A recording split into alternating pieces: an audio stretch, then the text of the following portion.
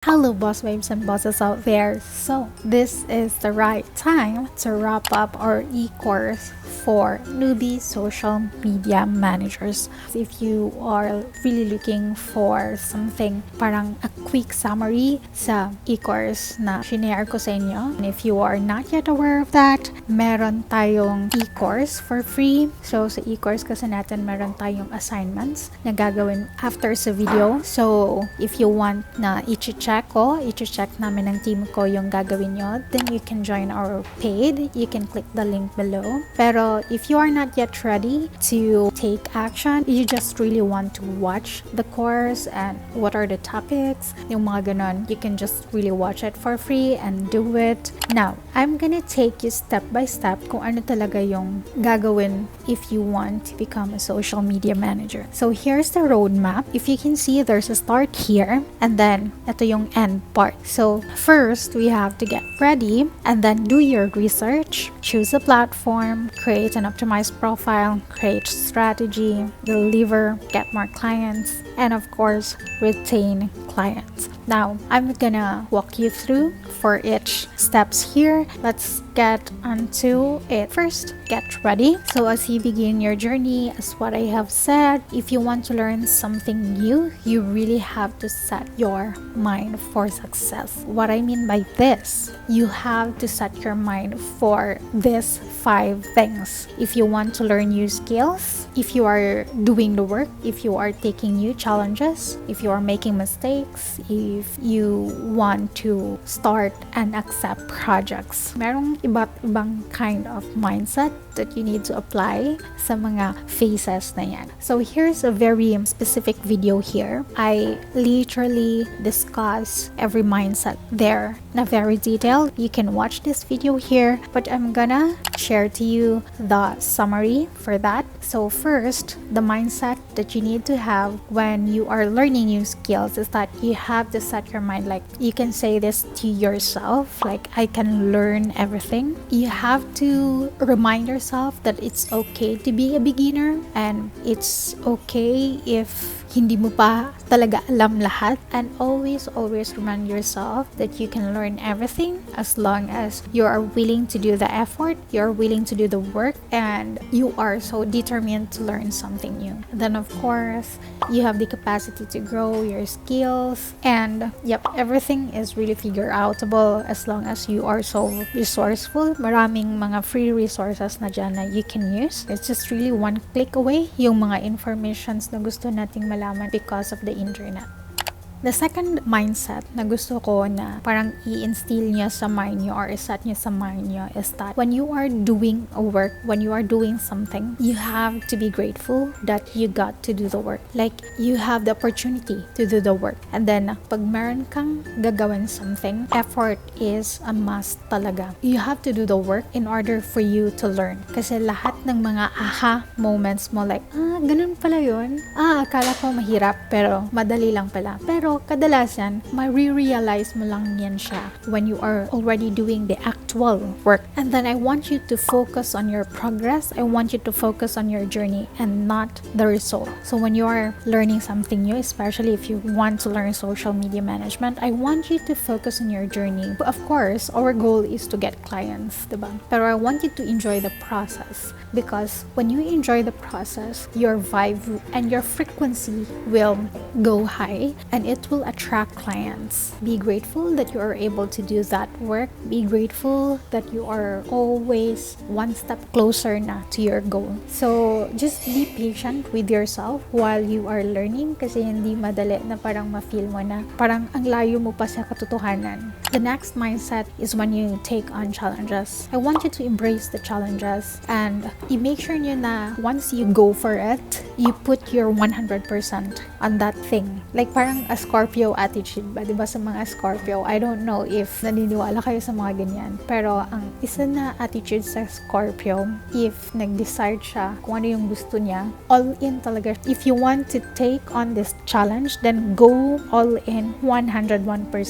And be okay to be uncomfortable. Diba? Pag may gagawin ka na hindi mo gamay, hindi ka comfortable siya na gagawin, diba? And for the next mindset is that when you are creating mistakes, like inevitable talaga na magkamali ka, especially if you are trying something new. Be okay with that, because when you make mistakes, it doesn't mean you are a failure already. When you make mistakes, it means God is redirecting you to something, and it's a feedback. Like tanggapin mo siya as a feedback sa ginawa mo. This is a very good example ha. For example, meron kang client na ikaw ang nag-handle sa social media niya. Para may nagawa kang mali. Let's say, mali yung content na nailagay mo doon. Tapos hindi mo na realize na mali pala yung content. Napagalitan ka ng boss, and because of that, na-renew yung contract niyo. So, take it as a lesson for you to be able to learn na the next time, you always have to make sure that your content are correct para hindi na siya maulit. Again, making mistakes kahit nga hindi newbie, kahit nga mga experienced freelancers, nagkakamali din. So just be open and always think that making mistakes is normal and it's a feedback para next time mag-improve ka sa work mo. And then, maybe after that, gagalingan mo na next time at mas nakakuha ka pa ng mas big fish. When I say big fish, like parang high ticket siya na client. O, diba? Sometimes, yung mga rejections, yung mga mistakes, yung mga failures natin, ito yung mag-guide sa atin na mas maka-achieve pa tayo ng mas malaki pa sa ine-expect natin. So, yeah.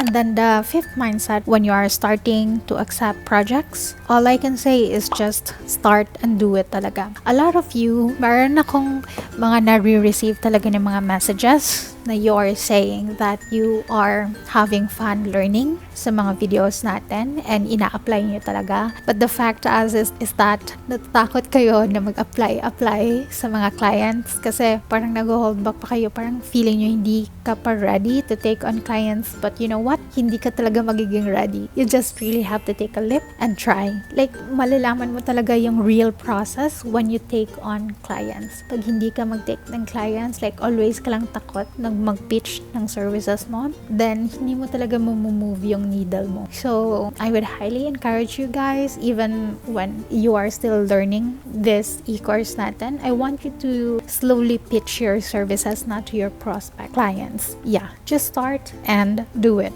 Sometimes, yung mga belief kasi natin sa self natin ba, ito yung sometimes nakakapag-hold back for us to take action sa mga gusto nating gawin. Now, I want you to listen this affirmation playlist na ginawa ko. I always listen to affirmation playlist then every day. As much as I can, kung magtitake ako ng bus paputang work, even patulog na ako, kung naglalaba ako, yung mga ganun. Like, I always put headset, tapos yan yung pinaplay ko. Especially if wala akong bet na music na gusto kong pakinggan. Parang very affirming sa akin na mag-listen ng mga positive affirmations. So, I would really highly recommend you guys, if parang wala kayo masyadong believe sa sarili nyo, parang hindi nyo naiisip na makakaya nyo yung mga bagay-bagay, I really want you to listen affirmation playlist kasi makaka-help talaga to sa inyo na mag-raise ng vibe and mag-raise ng frequency nyo, and at the same time, parang nakaka-calm niya yung body and mind mo, and then mas nagiging creative ka, mas marami kang ideas na maiisip pag ganun. So, yeah, click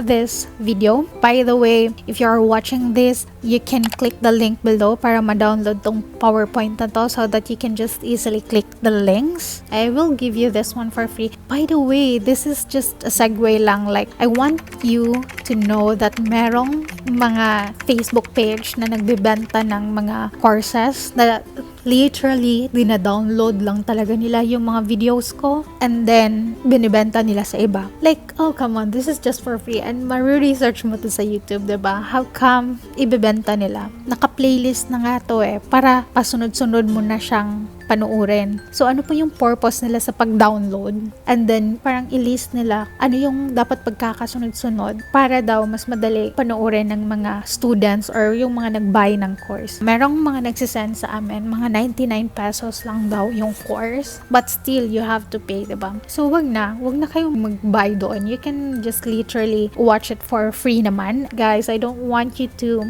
buy that course. This is literally for free, and if you want us to check your work, you just join our paid community. The reason why you need to pay because we are also giving our time to check your work. Pero the e-course itself is for free. So yeah. Now, after setting your mind, I want you to understand the basics of social media management. So for our lesson 2, this is the introduction. The things that you are going to learn from this video is the scope and role overview ng isang social media manager and the reasons why clients need to hire a social media manager. Kasi baka hindi nyo alam, ano ba itong gusto kong matutunan? I will just give you a quick summary for that lesson. So there are really a lot of mga specific roles under social media marketing. Merong social media manager, merong content manager, community manager, campaign manager, at marami pang iba. For the social media management, guys, focus tayo sa social media management. Ang scope niya is to create content, publish content, manage content,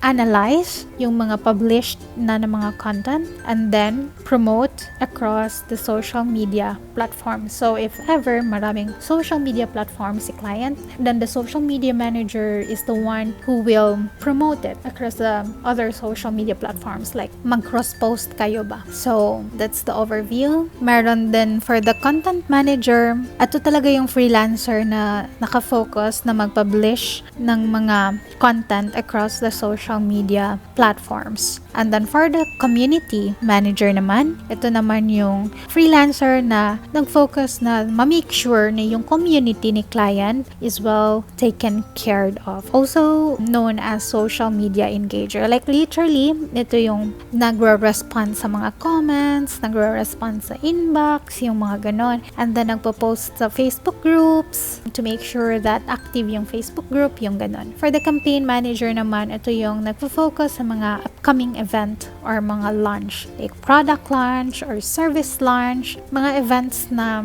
hiniheld ni client. Pwede ding book launch, yung mga ganun. So, gumagawa yung campaign manager kung ano yung marketing strategy before the launching date, during the launching date, and then the post-launching date. I have a lot of social media management starter videos already, and ito talaga super simple na pagka-explain ko kung ano yung social media manager. Ito din yung roadmap which you can check ano yung step-by-step process, and then dito din yung introduction. So you can watch all of these 3 videos para mas maintindihan nyo before you can go on to lesson 3. So now, dito na tayo kung bakit nga ba kailangan ni client ng social media manager. In order for the client na easier sa kanya mag-scale. Kasi you know what? Creating content really takes time. And if si client pa yung gagawa niyan, then it would be hard for the client na mag-think to how to move the needle. You know what I mean? Like it would be easier if you will just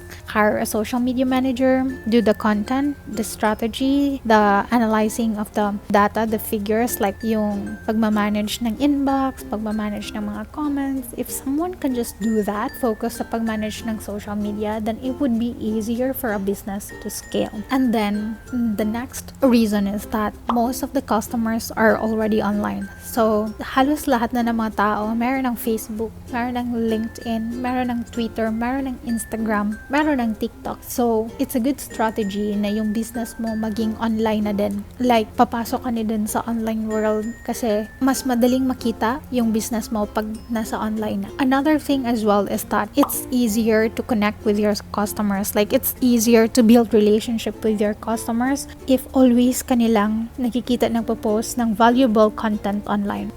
This is the next stop natin, ang pagre-research na. So now, you already set your mind for success. Like, ready, go na kayo para matuto talaga ng social media. And then, you know, the overview, the scope, why clients need you, ano talaga yung need mo na gawin as a social media manager. Now, I want you to do a research for your competitor, and I want you to do research for the market that you want to offer your service. So first, for the competitor, this one here, I created this video. Ang mga matutunan mo dito, ano yung competitive research, bakit kailangan mong mag-competitive research, ano bang purpose na to, and paano siya gagawin. So you can watch this video here. And just a very quick what is competitive research? It is researching the data about your big competitors, like your top competitors. For example, yung company na hinahandle mo is all about fitness, then you should research about yung mga big competitors ng hinahandle mo na account. So, what I did before is that mismo yung client ko talaga yung ina-ask ko directly na, can you please give me at least a list of your top 5 competitors for your business? And then, doon ako magsa-start na mag-research. I-research ko yung mga nilist niya. Pero if hindi makabigay si client sa inyo, you can just do your own research kung ano yung mga top 5 big competitors talaga ni client, so that you can check their products and services, you can check their weaknesses, you can check their strength, para mas makacraft ka ng magandang package for your client and mas makagawa ka ng magandang content for client. Why do you need to conduct competitive research? First, you can identify your big competitors. By doing that, malalaman mo kung sino yung mga kakompetensya mo sa business na hinahandle mo. The second one is, madali mong mai-evaluate kung ano yung mga strengths and weaknesses nila. That's what I said earlier. And then you can easily position your business sa market. Kasi makikita mo na maraming nagdedemand ng service na ganito, tapos walang nagbibigay sa mga competitors ko. So, pwede ganun yung pag-position mo para mas makabigay ka ng unique selling point mo sa market. And then you can also identify and avoid possible threats sa hinahandle mo na business. And then of course, you can also identify the trends, kung ano kaya yung trending ngayon when it comes sa ganito na business. Yung ganun, diba? So basically, by doing a competitive research, it can give you an edge sa market. So if you are doing a competitive research for your own freelance business, it can help you know the rate and the list of services as a social media manager. Marami kasing nagtatanong din sa atin na ano ba yung mga list of services na ibibigay natin sa mga client natin if social media manager tayo. And marami ding nag-a-ask kung ano yung standard rate. If you will do the competitive research, then you will know. Note that if you are doing a competitive research for your client, you don't have to create a service package for their business, as they most likely have one already. Yes, for your own freelance business, you can do that para mas malaman mo kung ano yung sweet price na ibigay nyo kay client and ano yung magandang package na ibigay mo. Pero kung si client meron na siyang own service package, hindi mo na need gawin yan unless if gusto ni client na magpatulong sa'yo na mag-craft sa service package niya. You can always suggest to clients like, hey client, nakikita ko na in demand to sa industry mo and then walang masyadong nagbibigay na service na to. Maybe you can create a service package na ganito yung nakalist ng mga services na ganito yung price. You can always suggest to your clients, and clients always love a good suggestion. Now, I have 2 videos for competitive research. This is the first video, and then next video that you are going to watch is this. Now, we will now go to market research. So, dito natin gagawin yung client's avatar natin, our buyer's persona. So, I have a video here. I created this one, and I talked about what is market research and why do you need to conduct market research and how to do market research. For market research, this is researching and gathering data about your target market. What I mean by target market, that is your ideal clients, ideal buyer, or ideal customer.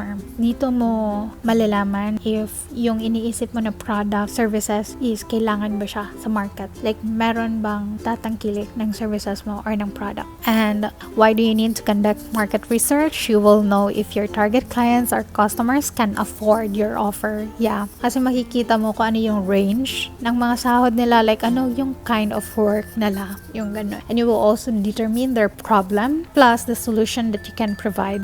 And it would be easier for you to create a relevant content na makarelate yung target market mo. Now, I have 3 videos, a very easy step-by-step guides, plus meron pa akong provide na free template. So you can watch these 3 videos here. Again, watch this first, and then this one is the second, and then this one is the third one. I would highly recommend that you watch all of them and do take note sa lahat ng mga i-share ko sa inyo. Now, you have to choose a platform na. Kasi, di ba, alam mo na yung competitor mo, yung target market mo. Now, choose a platform. I don't need you guys to learn all of the platforms. I just want you to at least pick one platforms to start with. And this is a good video. I shared why do individuals use social media and why do businesses use social media, and then the 7 platforms that you can use para sa pag-handle ng mga businesses ng magiging clients nyo. So, ito yung mga reasons why individuals use social media. First, personal expression, interest discussion, sharing of current events, information, sharing lifestyle and achievements, talent showcase, family and friends connection, career growth, selling of products and services. Yes, kasali na talaga dito yung selling of products and services kasi again, makikita naman natin maganda talaga na marketing strategy yung paggamit ng social media, diba? So this one here naman, why do businesses use social media is to build brand awareness. Of course, leads, ito yung mga prospect clients. Leads means buyers,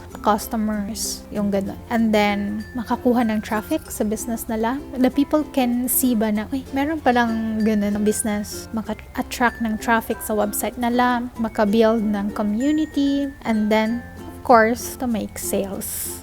So these are the 7 social media platforms na very popular talaga. Facebook, YouTube, Twitter, TikTok, Pinterest, LinkedIn, and Instagram. So now, after choosing a platform, I want you to create an optimized profile. But before doing that, I want you to create a brand kit first. So if wala pang branding yung client nyo, you can also do that for your client. And ito, meron akong ginawang video for lesson 6. Sa video na to, I talked about how to build a solid online brand presence, about the brand kit, why we need a brand kit, and then the framework and the process. So if you want to check out this video para mas detailed talaga, then go watch it. So I've already created 2 very detailed videos, step by step, and free branding kit. Meron tayong free branding kit. Again guys, if meron magbebenta sa inyo ng mga ganun, you might want to check out first our branding kit kasi for free siya and you don't have to pay for it. Then just watch this video here. I created a very detailed tutorial on how to do that. So for the brand kit, why is it needed? So you can have a guide in creating content and design. So ito siya basically yung magiging basis mo or guide mo when you are going to create your content and design for the social media post nyo. And then you get to present a uniform, professional, and cohesive branding presence across the client's platform. By doing this kasi, magiging uniform lahat ng content ng social media ng client mo. Hindi pwede na yung branding mo sa Instagram is color green. Tapos, sa Facebook naman, color pink. Sa Pinterest naman, color yellow. Tapos, let's say, sa YouTube naman ng client mo, let's say, colorful, kahit anong color lang. Yung ganun. No, it would be elegant and professional if uniform lahat ng content. Even the font style na gagamitan, it should be uniform. Even sa website ni client, even sa other links ni client, kung meron siyang mga lead pages, dapat inline din sa branding ni client. Pag hindi siya magiging uniform, parang hindi siya legit, yung ganun. So, make sure na everything is uniform. So, the brand kit framework and process, ask the client for the business details and emotion that they want the audience to feel. I've really discussed this in detail sa mga videos na shinare ko sa inyo guys. So, if you want to check that one, you better do. So the next one is to present a free mood board options for the client. And then if nakapick na si client sa mood board na ginawa mo, then you can now create the brand kit. Now, after that, not just the brand kit, but I also want you to create a brand voice and social media account. Now, sa video na to, you can click this one if you want a very detailed explanation then and tutorial, the 3 steps in creating a solid social media page. Why is it important to optimize your account or the client's account? The brand voice, how to build a solid one, and why is it important? So, ito yung mga 4 topics na diniscuss natin sa video na to. So, the first step is the account creation. If the client already has one, just do a social media audit. So again guys, I already provided a very detailed tutorial then on how to create a social media audit for your client. Kung meron na siyang social media account, you can watch this video. And if nakagawa na kayo, ito yung pag-optimize ng accounts. So ito, ginawa to ni Boss Henry, ginawa to ni Boss 𝐤𝐤𝐺𝐤, and this one for the Facebook page on how to optimize this one. And I also included a good resource from the other content creators as well. So ito yung mga if you will click one of these videos here, it will automatically go to their video. So go watch that if hindi nyo pa na-optimize yung account ni client. Now, why is it important to optimize the account? It's so important so that if they are going to click the page of your client, then makikita agad nila yung lahat ng details na need nila makita. The next reason is that masasali siya sa top search results. With that being said, na masasali siya sa top search results, more organic traffic and lead. We super want organic traffics and leads. Why not hindi optimize, diba? So let's just get all the benefits of having an account na naka-optimized. So, how to build a brand voice. Dapat if mag-create ka, may evaluate mo yung mission and values ng business, and then dapat you should know your target market, should add a personality to your brand, and you should be consistent with your brand voice. Again, I already have a video for the brand voice, so you can check that one out. Why is it important? Because this is how you deal with your customers. That is an approach to marketing and sales. That's why it's very important kasi ito yung magiging messaging ng brand mo. Like, kung friendly ba yung approach always, or very parang firm and strict ba yung voice ng business mo, yung ganun. So, yeah, if you want to know more about brand voice, you can watch the video sa previous slides para maintindihan nyo talaga yung step by step kung paano siya gawin.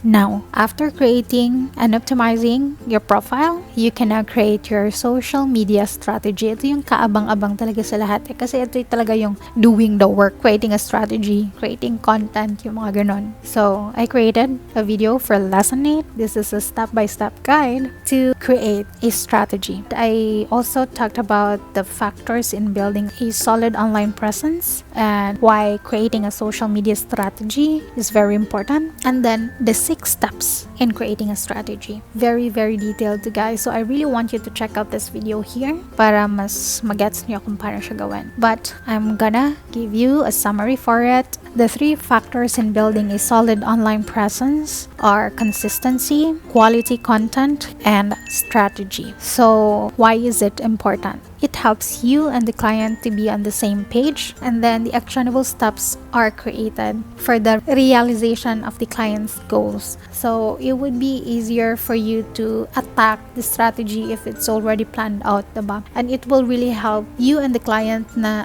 okay, andito na tayo sa phase na to. Ito na yung goal natin for our social media platforms, yung mga ganun. So these are the steps in creating a social media strategy. First, have a call with your client. Choose a platform. Dapat kayo dalawa mag-decide nito kung ano yung platform na dapat para sa business niya. Create a social media goal. Kung ano yung goal niyo for his or her social media. Yung content strategy na gagawin niyo. And then, i-assess niyo yung strategy after that. And then, you can now build a system that really works for you. Kasi hindi lahat ng system ng isang social media manager is applicable siya sa lahat ng social media managers. It really depends kung ano yung kind of business or ano yung industry ni client. and ano yung goal nyo. Now, after creating a strategy, it's time to create a content strategy. Iba yung social media strategy and iba yung content strategy, kasi yung content strategy, it focuses lang talaga sa strategy. This video, I've talked about the buyer's journey, and then the content pillars, and then how to create a content calendar. This is a very detailed tutorial again, so I really want you to watch this if you still don't know how to create a content. Now, this is the buyer's journey, the awareness stage, the consideration stage, and the conversion stage. Now, ito yung sinabi ko na meron tayong step-by-step guide plus a free content pillar guide sheet. Again guys, it's for free ha, it's for free. Baka may magbenta na naman sa inyo nito. Please, huwag niyong bilhin. Just message us and ask for it. Like, it's literally for free for you guys. And marami tayong videos sa pag-create ng content. So you can watch all of these videos here. Like, super dami. And then I will create more how to create content para maging mas updated kayo in creating content. Kasi marami na ding nagsilabasan ng mga AI which we can really use in order for us to create and curate a lot of content for our clients, diba? Yeah, just always stay tuned. Don't forget to subscribe para always nyo makita yung videos natin pag mag-upload tayo. So, yeah. Now, after creating a strategy, now you have to deliver. You have to deliver yung strategy ng content na gusto nyo. So, for the content creation, I also created a video. This is how to use AI in generating content. Like, in just literally 1 minute, you can create 30 content for your client. You can check out this one. This is very good. I got a lot of good feedback for this one. I want to create more kasi marami na talagang mga AI ngayon na very helpful talaga when it comes to creating good content. And this is my personal insight talaga. Nakakatawa kasi yung assessment namin last time, it's a debate about AI. Tapos napunta pa ako sa anti-AI. Like, oh come on. Ang hirap talagang mag-convince ng ibang tao sa mga sasabihin mo na even ikaw talaga hindi ka nininiwala sa mga pinagsasabi mo. Like, I'm not sure if mataas yung grade ko doon, but for me, I would say, it's okay. Na-deliver ko naman yung gusto kong sabihin, but still, I know na I will do better if napunta ako sa pro AI.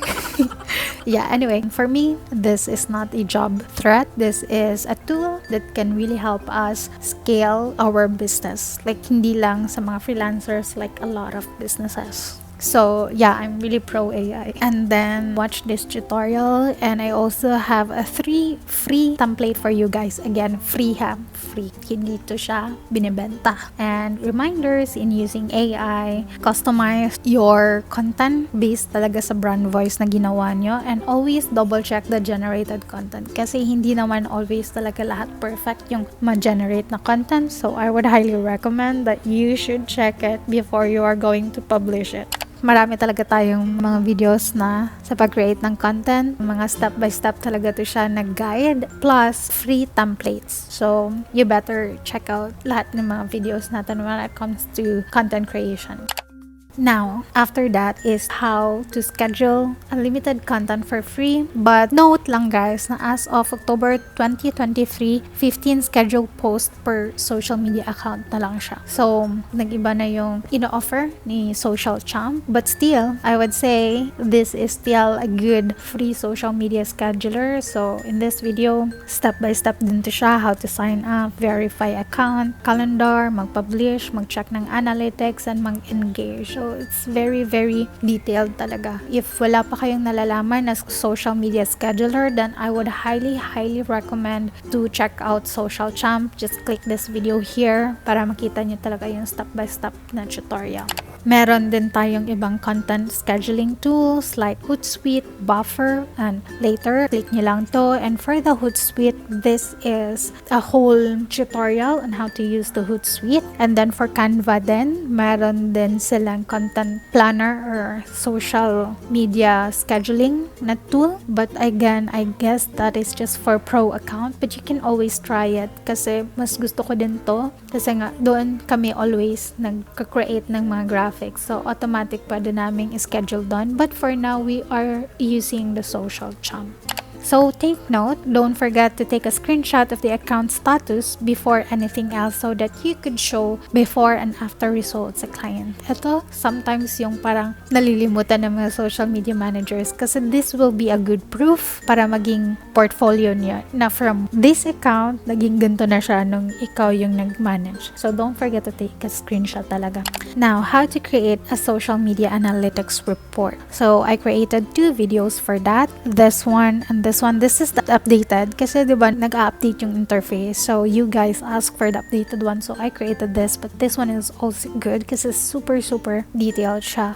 Now, after delivering that, I want you to get more clients. Kasi para maging sustainable ka as a social media managers, you can handle as many clients sa kaya mong ma-handle. So, here, you can update or create your own profile or create your own portfolio. I have discussed here how to create your online portfolio as a social media manager. Kung wala pa talaga kayong experience, you can watch this. This is a very good video that I have created, and it's also step-by-step guide talaga siya. And then, for the social media portfolio, winning elements, dapat meron kang about the agency, maka-provide ka ng case study, your sample works for the graphics, for the copy, yung ganon. If meron kang training, you can also put social media training, yung e-course natin, pwede mo ding ilagay. This is from YouTube by Brixby.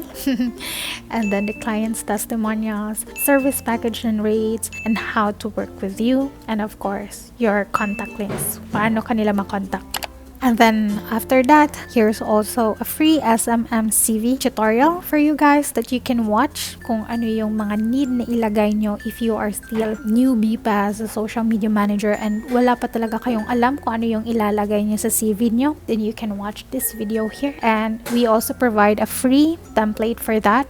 Dapat may header, contact information, objective, skills, tools, software, projects and campaigns, work experience, certifications, achievements, and awards, reference, platforms, and portfolio. Again, nalalaman ko na yung tanong nyo, so what if wala pa akong experience? Ano yung ilalagay ko sa work experience ko? Again, I explained that one here sa video na to, so you can check out that video para masagot ko yung tanong nyo. Here naman is a video how to directly pitch your services to your prospect clients. So this is really step by step, and we also provide a free lead generation tracker, so you want to check out this video here. And note that before reaching out to clients on social media platforms, make sure that your account is already optimized. You can check out lesson 7 for that, so that when they check your profile, when they visit your profile, they can be convinced that you can help them too with their social media business accounts. So yeah, of course, pag nakita ni client na maganda yung own account mo, di mafe-feel din niya na, okay, gusto ko din ng ganitong account. So, ayan, that's why I really encourage you guys to be active as well sa social media account nyo kasi magiging good portfolio yan siya para sa mga magiging clients nyo. So, here's the step-by-step guide in getting direct clients. So, prepare your lead generation tracker. Start reaching out. So, ito yung mga lead generation tracker natin nandito sa video na to. Conduct a free social media audit. Ito yung video for social media audit. Get their email address, send a follow-up email, pitch a customized package, scene 2, and then update your tracker. So ito yung tracker na sinasabi ko dito sa step 6. If you don't know what is a lead generation tracker, again, check out this video here.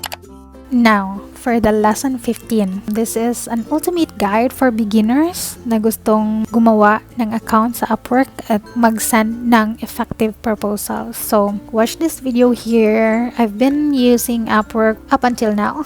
So, around 12 years already. Ito yung step-by-step guide na isi-share ko sa inyo kung paano siya gawin and paano mag-optimize ng profile. Ito yung mga winning setup. Dapat may headshot, good headshot, professional headshot, and job title, position. I provided the formula and what to put there, and then the description, the work experience, and portfolio. Again, if you want a very detailed tutorial, you can watch this video here. And paano naman mag-send ng proposal, I have created 3 videos. Here, nag-share din ako niyan kung paano magawa ng effective proposal. This one as well is very, very good. And then this one as well. Guys, I provided a lot of videos talaga for you. So, sa inyo na lang talaga yung pag-watch and pag-take action. And now, for the last one is to retain the clients. Ito yung sinasabi ko sa inyo. Just the last video that we have uploaded. Ask for testimonial video. Offer retainers package and a referral offer as well. As much as we want to get more clients, we also want to retain clients. So I would highly recommend to watch that video para hindi tayo in lang ng in. Tapos after, let's say, 3 months, wala na yung client. We want to serve that client as long as we want to work with that client. Like kung pwede, decade tayo mag-o-offer ng social media service to that client. And this is a bonus lesson with our coach siya ng Facebook ads, si Dan Ligaya. Ito yung tinapik namin. Like, this is a very meaty interview. You might want to check out this video here if you want to learn the basic Facebook ads. And I would say na maganda din na niche yung Facebook ads kasi malaki din yung offer when it comes to this kind of service. Like, you are really specialized to do Facebook ads lang and Instagram lang. Yung ganun. So, yeah. I really hope that this e-course summary is very helpful to you guys and na-review kayo sa mga previous natin ng mga topics. And I would highly recommend na kung meron kayong hindi naintindihan or hindi medyo sure na gagawin, you can always message us sa Facebook page namin. I would say na we are always here cheering for you. And again, if you want us to check your work sa mga activities natin sa every video, you can join our paid community. Just message us sa Facebook page if you want more details sa pag-join. So yeah, if you like this kind of content, don't forget to subscribe to our channel and hit the like button sa video na to para malaman namin na gusto nyo pala to and we can create more videos like this. And yeah, don't forget to follow our Facebook page as well, BossedUp PH, and follow us on our Instagram accounts at @𝐵RICKSUYN and BossedUp PH. So yeah, hope to see you guys on my next one. Bye!